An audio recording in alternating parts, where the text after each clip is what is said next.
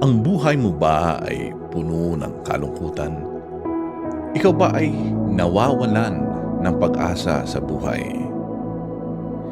Sa Psalm 42 verse 5, sa gitna ng kalungkutan at kawalan ng pag-asa, tinanong ni Haring David ang kanyang sarili.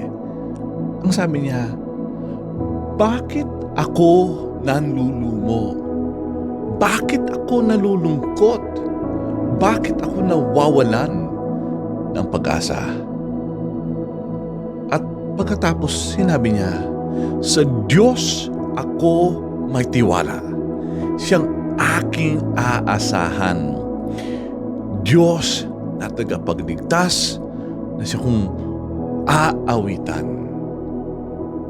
Kung ang puso mo ay puno ng bigati at ang isipan mo ay puno ng kaguluhan, hayaan mong ipanalangin kita at idulog sa ating Amang nasa langit ang iyong kalagayan. Aming Ama, lumalapit po kami sa iyo ng may pusong puno ng kalungkutan at isipang puno ng kaguluhan. Inaalay po namin sa iyo ang mga taong nabibigatan ng kanilang mga pasanin, mga nagdurusa sa katahimikan at mga nawawalan na ng pag-asa. Ikaw, Panginoon, ang aming kanlungan at lakas, ang aming sandigan sa oras ng pangangailangan. Bigyan mo po sila ng ginhawa sa gitna ng kanilang pagdurusa.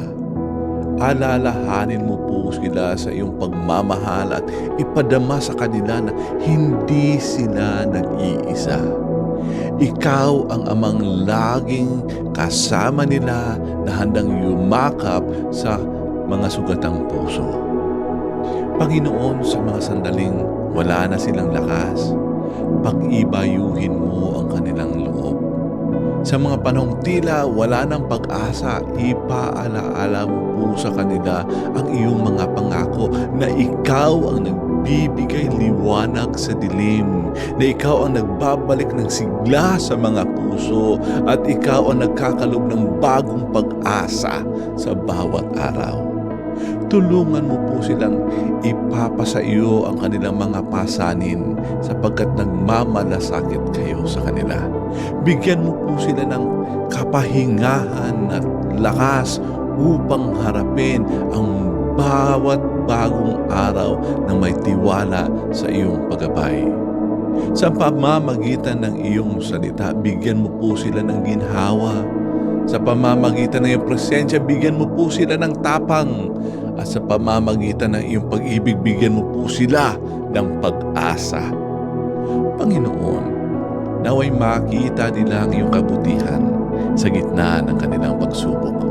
Naway maramdaman nila ang iyong kapayapaan at magkaroon sila ng pananampalataya na ikaw ay laging kasama nila araw-araw at oras-oras. Salamat, Panginoon, sa pagiging aming kanlungan at lakas. Salamat sa iyong pagmamahal na hindi nagmamaliw. Sa pangalan ni Jesus.